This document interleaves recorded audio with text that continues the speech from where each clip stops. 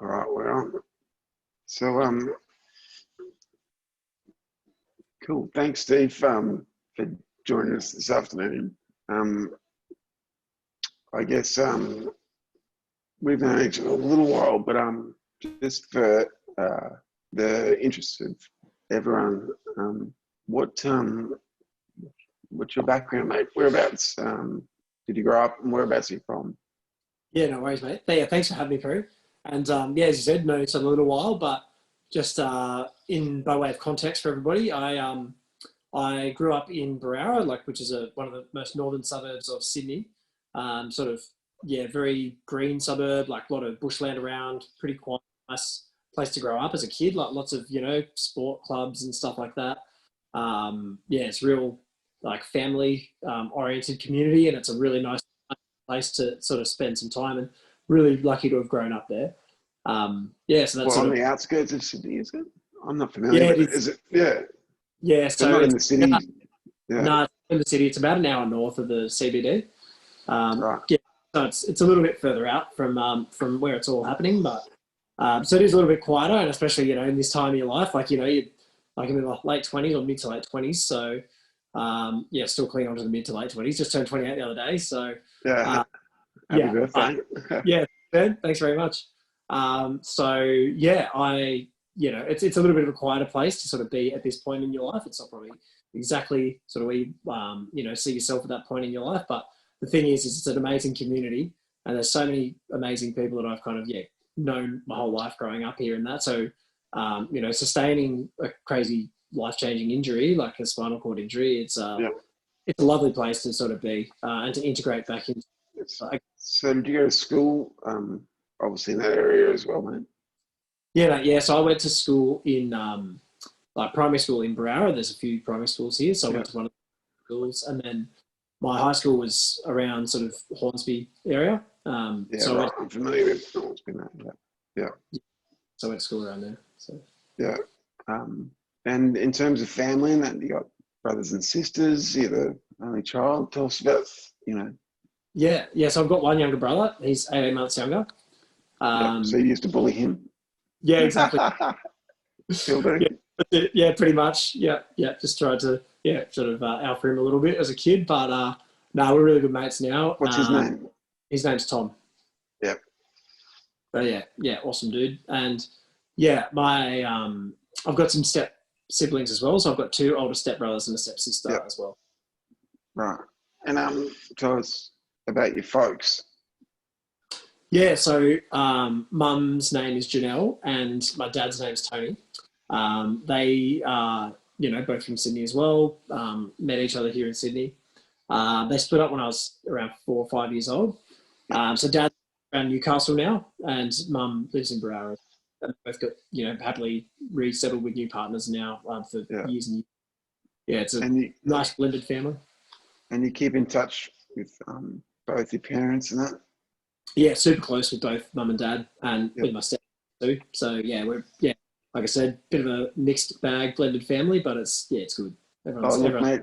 Yeah. And yeah. these days, I'm sure the majority of families are familiar with that sort of scenario, going off the statistics. So yeah, it's and obviously with spinal injury, it probably becomes more and more heightened. But I guess yeah. So tell us, were you an active kid? Like, played a lot of sport? Yeah, definitely. I didn't play any sport well, but I played a lot of it. So yeah, loved cricket. My first season when I was a kid, I scored one run all year, so that was great little little stat there. So at So least you you didn't weren't get a specialist. yeah, It yeah, was a yeah, bat then, it was a ball. yeah. So can't claim that I was a very good sportsman, but I definitely love sport. Like, yeah, huge fan of soccer. I played that heaps as a kid. Well, and just a lot of bushwalking. Like I said, Browse is a super leafy suburb, and we've got like national park, like Ringai National Park, Yeah, all right. around. Rivers and creeks everywhere. So heaps of exploring that as a kid, like sort of very outdoor and active in that sense. What are Um, some of your fondest memories as a kid? uh, I don't know. I suppose like from a you know, just like going to school perspective and like in that kind of time as a kid, you know, just hanging out with mates and just sort of like, I don't know, running amok after school and, you know, going over to, you know, mates' houses and just exploring the bush all together, like just like a group of dudes all just cruising around doing that sort of stuff. And yeah, just being kids, being general pests, but, Yeah. you know, yeah, but Riding it was, bikes and stuff. yeah, yeah, biking around and stuff like that. But getting a bit older, sort of, you know, got into kayaking. Like there's so many good creeks and rivers to sort of kayak and explore around. So yeah, really found a real passion for that. And Outdoors. also, oh yeah, and outdoors. Yeah. Very, yeah. So a lot of activities that are a lot more challenging from a wheelchair, I have to say. Yeah. And then you, what were your academics like at school? And that were pretty up and down. Like, I think I was very, I think I used myself a bit. So sometimes as a kid, I'd sort of, you know, I'd have some terms or years, depending on the people I was around in the class. Like, so, you know, some years I'd be killing it. Other years I'd just be absolutely struggling because I just, you know, I just very talkative and, you know, try and chew it. So, yeah, so I had your report card. Your report card often read, Steven is often easily distracted. That one. That's for sure. That's right. So yeah, there was like, you know, some years where it was fantastic, and then other parent-teacher nights were a bit less good. You know, it was a bit awkward. You know, you dread it. You're like, oh god, I know I've not been that good, so this is gonna be a tough one. Yeah, but at but school, did you have all good? Yeah, on the whole. Sorry, say that last bit again. I'll just say on the whole with school, like it was always fine. And you enjoyed it and that, yeah. Loved it, yeah, loved it. Yeah, and I guess so. When you finished school, what sort of plans did you have? Finishing school, I literally, like, as I finished, I had no idea where I wanted to go, what I wanted to do. My dad actually suggested I look into doing like a business degree because it's just, you know, the staple. So I went and I applied for business studies at Western Sydney Uni, and went ahead and just did that. And I kind of just didn't really know exactly where that would lead me, but I just kind of went into it open-minded and just sort of did all right at uni and found it okay and finished that like within the first few years, and it was all good. Yeah. And where did that lead you to, mate?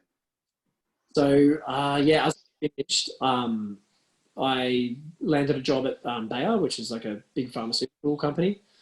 They've got a few divisions, and one of those was animal health. And like, I'm a massive animal lover, so I was pretty interested to look at getting a marketing role, because that was kind of the sort of stream of the business course that I found the most compelling for me, and I thought that would be where I'd find some strength. And as I said, loved animals, and there was an opportunity that popped up as a marketing assistant with Bayer. So I was super excited for that and was lucky enough to get that job. And then, moved around in Bayer for the last sort of, still working for him now. Well, we just had an acquisition. So Elanco's, which is an American animal health company, they purchased Bayer's animal health division. So now I'm working for Elanco, but doing the same work and in the same industry, which is awesome. So I love that. Which is cool. And then somewhere along the way there, Steve, you've suffered a spinal injury. Let's take us back to there. Yeah. So throughout my time with Bayer, I took a role in Western Australia as a sales manager for Southern WA. And I'd flown back in December 2017 back to the East Coast for our end of year conference. And I came back a weekend earlier so I could have some time with friends and family that I hadn't seen in a little while, seeing as I moved over there to the West. And as I was away for a weekend with mates, I jumped into a swimming pool. Whereabouts were you? I was up at Port Macquarie. Yeah, right. Yeah, so I'm a Taree boy by birth. Yeah, awesome. Yeah. So you probably know the place. I was at the caravan park at the break wall, like just next to that. Yeah. So we were camping there. So there's a swimming pool there, and I don't know if you know it that well, but like I didn't see this like really long step that sort of juts out from the end of it, like quite far, like maybe like a 2 meter long. And me and a mate went over there to the pool, and I was sort of following him, and like I was just sort of taking the shirt off and stuff and getting ready to jump in. And out of the corner of my eye, I kind of saw him sort of jump in, and then I just figured that it was okay to jump in as well, you know, and jumped in off the edge, and I just quickly turned and jumped.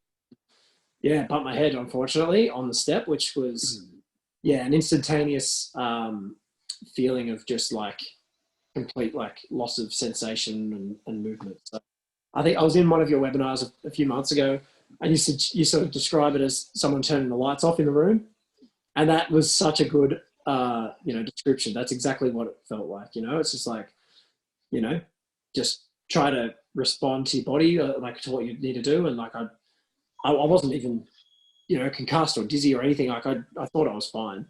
I was totally conscious, and I went to stand up and couldn't move, and that's when I realized obviously something was quite wrong. So. And it obviously didn't take much in terms of an impact, you know, because if you're conscious, you know, you've hit your head. It's not like you've suffered a huge, you know, head injury or anything. You've just obviously, you know, bumped your head, and then that impact is what does the damage to your spinal cord, because, you know, you're driving those vertebrae together and damaging the spinal cord. Doesn't really take that much, does it? No, that's exactly right. Like, it wasn't really all that hard, and that's the thing that I mean, you know, I always think to that. I'm just like, well, it just was the wrong angle. Like, it was just this tiny split-second thing. Like, if I'd have jumped a little bit further back, maybe the trajectory wouldn't have been the same, and it would have, you know, been fine. But, you know, there's a million what ifs, and, you know, like you can never go down that path of thinking, because it's no, you can't. But I guess if you're painting a picture for other people, it's, you know, it's sort of important for other people to realise that it doesn't take that much. Yeah, that's right. Yeah, can happen to anyone, and doing anything, and it doesn't have to be too crazy or too you know. It's not like it's got to be a head-on road accident and have, you know, like a, you know, I'm sure some people imagine that that's how you get into this situation, is through some sort of horrific injury. That's, you know, it's often much simpler than that, isn't it? That's right. Yeah, often, you know, the simplest thing that could happen, and you know, it could be a fall, or could be, you know, someone slipping or whatever, and it could be super simple. Yeah. And still have and then and what happened after that, Matt? Like, so take us through it. Yeah, so the journey, like, people that see this that have experienced an injury will know this path, and it'll, you know, sound like a broken record for everyone, because, you know, it's a similar thing. But for people that haven't, it's, you know, the initial period was, you know, a few weeks in ICU. So I got chopped. What about just immediately? What happens? Well, yeah, as I said, I tried to stand up out of the pool and, you know, get my head above the water, because obviously was face down and couldn't breathe. So I needed to, you know, first things first, let's get the head above water and get some air into the lungs. When I realized I couldn't do that, my first initial, you know, split second was a bit of a freak out. Obviously, you know, something pretty bad, you know, something's quite drastically wrong here. But as I couldn't surface, I just thought, well, look, I've got to just stay calm and not, you know, let any water in, and just sort of hold your breath and, you know, stay relaxed as much as possible. So I was floating there, just looking at the bottom of the pool, and just totally unable to move, and just waiting. And luckily, somebody who was, you know, a stander on the side of the pool saw what had happened and came in, and, like, it was, I don't know, it felt like forever, but I'm sure it was probably only 10. Came and flipped me over, and he said, "Oh, mate, are you right?" And I said, "Can't stand up, can't get out of the water. I couldn't move at all." So then we, you know, sort of said, well, like, we've got to keep you quite still, because of obviously, you know, extra risks with movement to, you know, your neck after that. And so we tried to immobilize as much as possible, but just sort of hung in the water for a bit. You know, then ambulance arrived shortly after and transferred out of the pool. So you waited in the pool till the ambulance gets there? Yeah. Well, I think we had, there was St. John's ambulance on site. Yeah. Oh, yeah. So they came pretty quickly, and we got out pretty fast, but then we just sort of stayed on the pebble creek next to the pool, just laying Yeah. on that. Yeah. I remember that super clearly, just lying there, just, you know, a million thoughts going through your head about what's happening, kind of just get up, what's going on. Like, Do you think yeah. you knew the reality of it at the time? At the time, I didn't really I didn't realize the permanency of the situation at the time by any means. Like, being young and fit and, you know, otherwise healthy, like, you just figure that, and this sentiment probably stays with me for the coming months, I think. Like, you know, you just figure that seeming as you're otherwise quite healthy, you're going to be okay and you'll be able to get through it, and you'll get better off your own bat, and through determination and exercise and, you know, positivity, you'll just get there. And yeah, that permanency of the situation, and in that immediate moment, I don't think it really sunk in, and I don't think it did for a long time, like for months afterwards. Yeah, mate. It's, you know, and for me, listening to you, it's like, oh yeah, because you suffer spinal injury, then you're faced with the prospect of, you know, not being able to breathe, and, you know, in pool. Yeah, it's crazy. And then obviously hospital. What was that experience like? Yeah. So then, yeah, straight afterwards, we sort of transferred into an ambulance, took that to Port Macquarie Base Hospital, and that was a pretty crazy few hours there, sort of, you know, by myself. They didn't let any of my mates come in the ambulance, so I was sort of by myself the whole thing.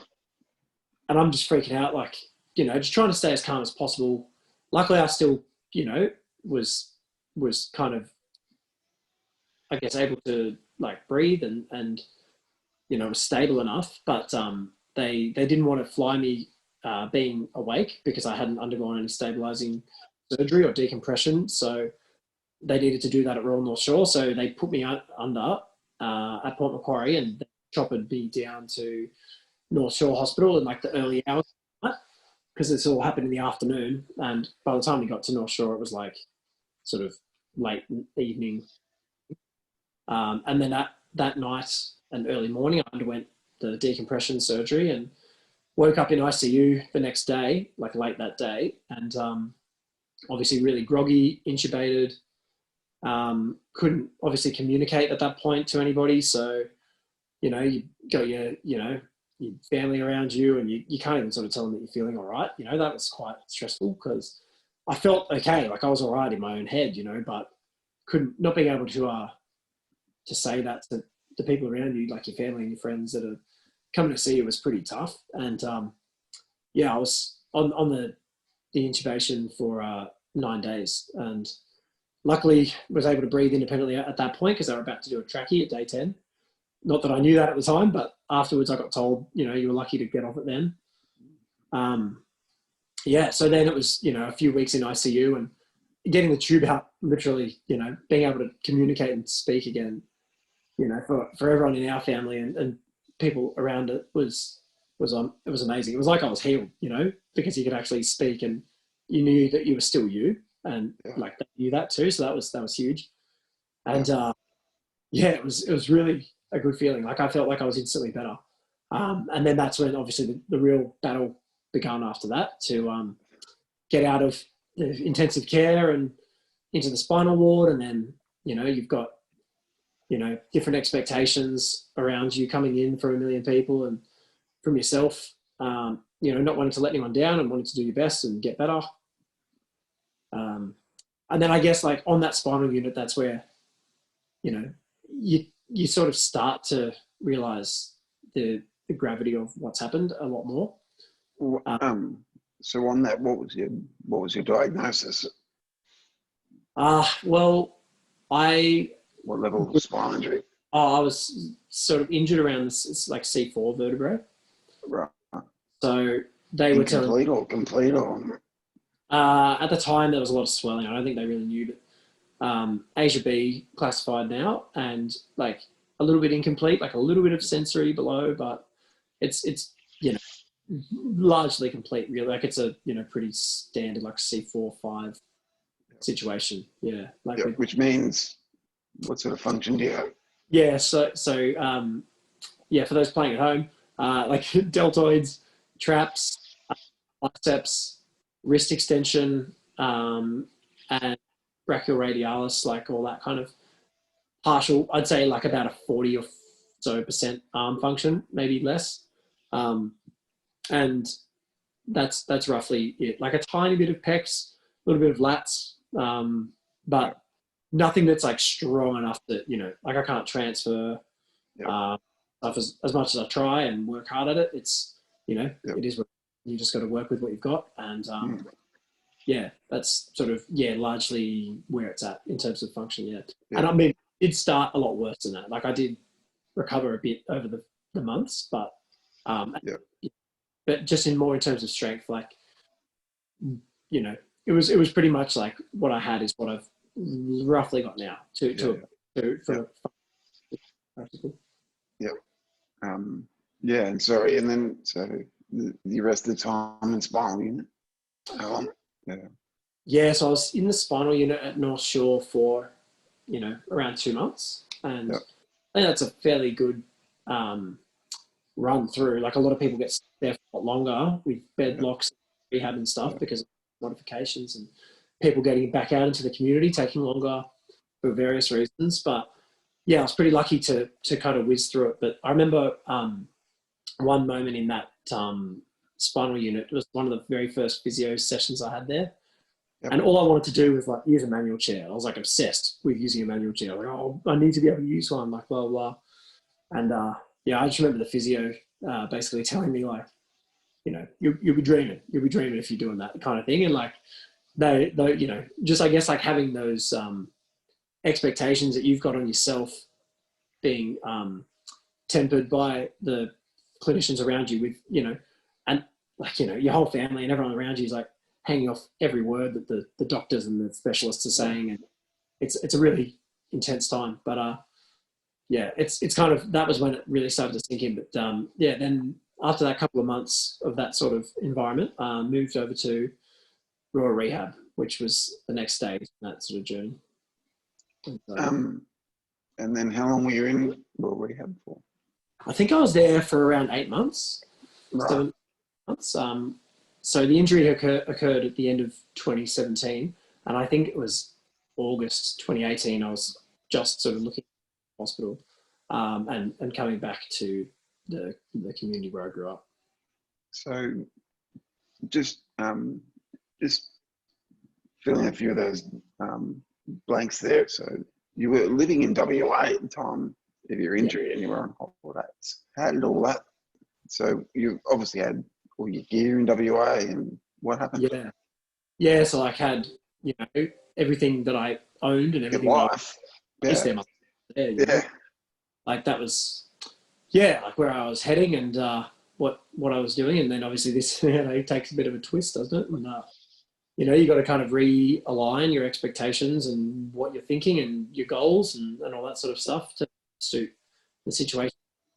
That took ages to swallow that pill and to kind of come to that conclusion in your head that it's okay to change your path and okay to do something different that you didn't expect. And it took a long time to get to that point mentally. Like it was a bit of a blow, and I had to, like, my company were really, really supportive through the whole thing. As I have to say that, like, huge shout outs, like all my mates at work and all that, because I wouldn't have been able to do what I've gone on to now accomplish without everyone's help, and like family and friends and my workmates. Like without all those guys, I'd be wouldn't have gone on to so it's Bayer, isn't it? Yeah, that's so great, isn't it? So we give them a massive shout out. Yeah, huge shout out. Right. Yeah, and they actually helped facilitate. And shout out to Mitch Tuffley in Albany, WA, for literally packing everything up for me. That was a ripper. Right. Yeah, then they and that's what it takes. A mate from work had to help pack up all your gear and and then ship it back. Yeah, and then we had to pack it into a shed in the backyard at my mum and stepdad's place. So had it in storage, and then I had to one of the hardest things actually was just after I got out of hospital, going through all that stuff, like not chucking, but like donating my drum kit and my surfboard and guitar and stuff that I'm like, well, probably won't be needing that anytime soon. So that was a pretty hard to kind of like give away a lot of your identity and a lot of what you feel is. That's, yep. But yeah, that was pretty tough. But yeah, I mean, it was hard, but you know, it had to be done. And like, you know, you got to, you know, clean the slate and move on and, you know, move forward with stuff. So it was what we kind of had to do. But yeah, that was a huge shift in what I thought I was going to be doing. And then, you know, where you're moving to and what you're doing now. So yeah, so I moved back to Australia and yeah, like sort of picked up again and luckily was able to sort of return to work and move into a different role that was less hands-on and, you know, more of a market analyst sort of situation as opposed to literally. So yeah. So tell us about now. Where are you now, and like where you're living, and where you at in life? Yeah, sure. Right now, I'm, you know, just over a year into returning to the workforce, which I'm stoked about and really thankful, especially right now with the pandemic going on, to actually have some employment and to do that and to contribute there is like amazing. So yeah, very thankful for that. Currently living in a granny flat that we had built through like the amazing generous fundraising that we, you know, we're lucky to be the recipients of through various things like Barney Miller, if you know him. He did the Surf Classic and raised money that year, which was amazing. So absolute legend. So, you know, that went a long way to building this. And there was also like a community fundraiser that we had here in Barara, which raised a lot of money as well. So, you know, it's always going to be thankful. Never going to be able to repay the people that have donated to that. You know, always going to be stoked and really thankful for that. And also, again, my workmates, they did a separate fundraiser, which was, again, a lot of money. Yeah, put together with all of those things, we ended up, you know, scraping enough money together to build this. And luckily we had the property behind my mum and my stepdad's house, the house I grew up at, enough room to sort of put a flat up here that I've been able to, you know, live in this place for now. So that's kind of where I'm living. And then, yeah, I guess at the moment with the lockdown, mate, like, you know, and the higher risk of obviously respiratory issues. So corona, our best.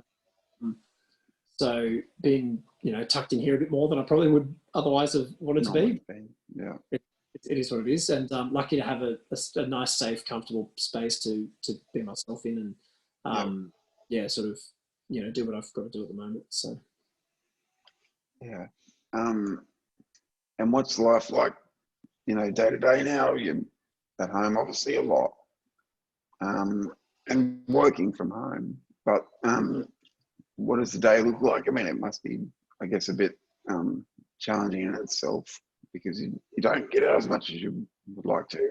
Yeah, definitely. Because, yeah, definitely more of an outdoors person and, you know, more of an active person than one to want to sit at home. So, to be honest, it's been a bit challenging. But, like I said, fortunate to have a space that's safe and comfortable to be able to do it.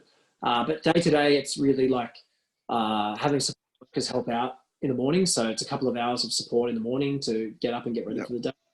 You know, like all the care activities that have got to go on. And then throughout the day, it's just, you know, through the week, it's working and like working on a few different projects and stuff. So that's always good. And then, you know, ongoing rehabilitation. So that kind of, you know, the physio never stops. You know, you get out of hospital and that rehab stuff never, you know, you got to maintain your injury and maintain your body. And I know you're a big advocate for that. And yeah, hugely into that as well myself. So I've been really fortunate to find a local personal trainer through the pandemic that was able to help me out one-on-one. So, you know, through the whole lockdown, we're still able to stay active. And in some ways, it's been a little bit of a blessing because I've kind of, you know, otherwise would never have found a mate in the trainer that I've found. And like, you know, we have a lot of fun and it's really motivating to work with him. And also I've kind of accumulated a bit of rehab equipment for myself at home. So like standing frames, motor meds, functional electrical stim machines, rowing machine, stuff that I can, you know, adapt and use at home instead of having to go out centers. So like that is really like a blessing that I probably wouldn't have put as much emphasis on bringing that rehab in home, but I've actually found a lot of efficiencies through doing that. And like, you can still have a work day after your rehab in the morning, as opposed to having like a full day committed to going out to a gym and doing what you got to do. I found that to be actually really helpful. So yeah, that's kind of how day to day looks most of the time. And just I guess share with us then, what's it like, being the guy who obviously loved playing the drums and being the outdoors guy. How do you let go and how do you refocus? Like what are your outlets now? Yeah, like that's a huge question. It takes a long time, I think. Like, Have you found them yet? Like maybe there's no answer to that question yet. Well, that's the thing. Like a lot of it I haven't. Some I have. Like some things are good. Like nothing can, to be honest, probably nothing will replace those things the way they were. If that's like, I don't know. I don't want to sound defeatist or want to sound like I'm driven up or finding a pursuit that I enjoy. But that is probably the reality that like, doing those things the way that you are used to doing them and were, enjoyed doing them is super different now. So I've actually found like, exercise and like the physio side of things, like, that physical rehab is a good outlet. Like that exercise makes you feel good. And I've really found that as like a bit of a hobby to like stay active and do that stuff. Semi-pro. Yeah. Athlete. That's it, mate. That's it. Yeah. Pretty much. Yeah. So yeah, that's a huge thing. Like I think that's a good part to kind of blend into the routine. Some other things I'm looking at doing in the future that like I probably haven't done as much of yet as I would like to. But once things start to pan out, would be probably a replacement for those things that I feel passionate about doing. Would be like getting into adaptive sports, like adaptive surfing would be really fun because I really would enjoy that, I think. I've also got a hand cycle that I've ordered, which NDIS have helped out with, which is awesome. So that would be a huge thing to be able to, go out and use that. And an X8 four-wheel drive wheelchair. Perfect. Yeah. So those kind of things to get back out in the bush and get back out on the beach and stuff like that would be amazing. Go hang out with mates and go fishing and go hang out at the beach, all that kind of stuff. Just do normal stuff again. Like I'm just looking for normality. And it just sucks that, you need such high cost bespoke items to do the most basic stuff. And it's frustrating. It takes ages. That being said, there's a lot to be said for like the tech that is available now. Like it is good to be able to adapt and find ways to do that stuff, but it's just crazy the length of time and money that it does take to get to do the most, basic things granted pre-injury. Which I guess comes back to why it's so important to help find a cure for paralysis, because, the quickest way to solve a lot of these problems is by funding medical research to get people up and going again, because the sheer cost of looking after everyone and providing all that expensive equipment and, which is lovely. But at the same time, it's only a temporary sort of solution in a sense. Exactly. Yeah. Like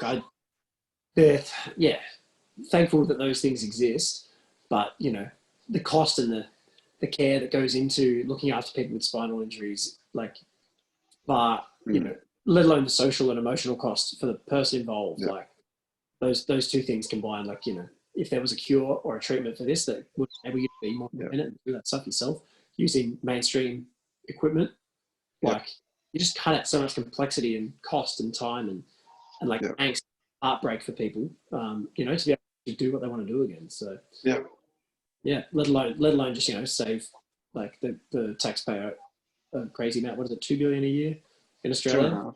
2.5. Yeah, 2.5. Yeah. A lot. Yeah. Lot. It's a lot. Yeah. And mate, I know, and you're being very humble about holding out on sharing with us about your fundraising efforts. Tell us a bit about what you've been doing on the side to raise money to help cure paralysis, because and why you've taken on the challenge to help. Mate, thanks for the little pat on the back.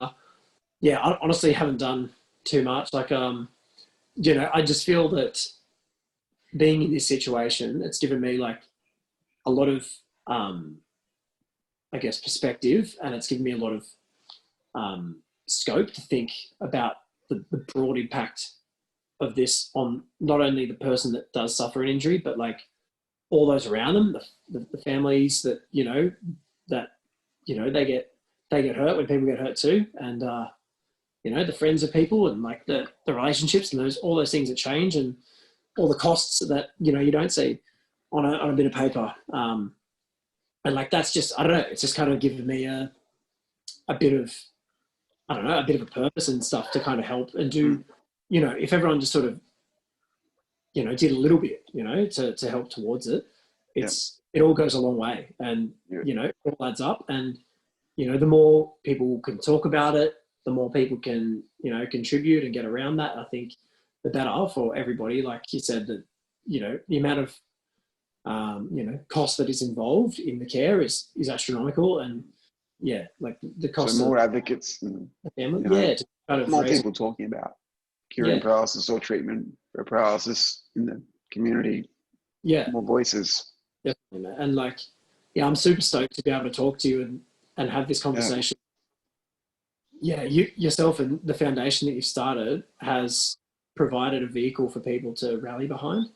And it makes it so easy for people to help contribute. Like, I've done nothing special. All I did was create a GoFundMe page to kind of, you know, put it together, and like, you know, done a few fundraisers here and there. It's it's really, you know, you're the person that I look up to a lot with this stuff, to be honest with you, and to be able to help, you know, contribute towards that is really special. So yeah, well, I appreciate it immensely, mate. But it means a lot to me to be able to see you and what you do, and I guess it helps to be able to paint a picture for other people how sort of simple it can be, because, you know, you put together a GoFundMe and you nominate the organisation that you want to support, and it's pretty sort of simple in that respect. You just got to have that initiative, or, you know, that, or the tools, or maybe to go and do it. And I guess that's what we're learning as well as a foundation, is that more we can provide the